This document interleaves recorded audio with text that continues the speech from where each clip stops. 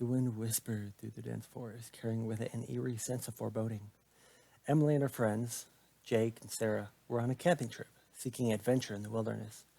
As they sat by the crackling campfire, the conversation turned to local legends of cryptids and creatures that lurked in the shadows of the woods. Heard stories of a creature that roamed these woods, being known as the Wendigo, Jake said, his voice filled with unease. Sarah scoffed. Oh, come on, Jake. That's just an old legend meant to scare children. But Emily felt a shiver run down her spine. She had always been fascinated by tales of cryptids and otherworldly creatures. As the night grew darker, a sense of unease settled over the campsite.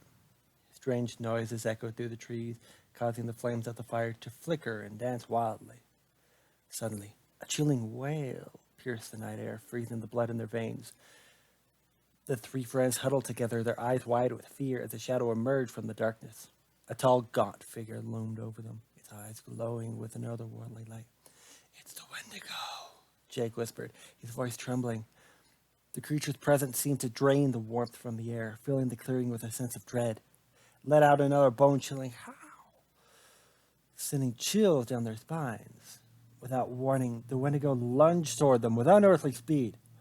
Emily and her friends screamed as they scrambled to their feet, racing through the forest in a desperate attempt to escape the creature's grasp. Branches clawed at their skin, thorns tore at their clothes, but they dared not look back. They could hear the creature's heavy footsteps behind them, its icy breath hot on their necks. As they ran, Sarah stumbled, fell to the ground, letting out a cry of pain.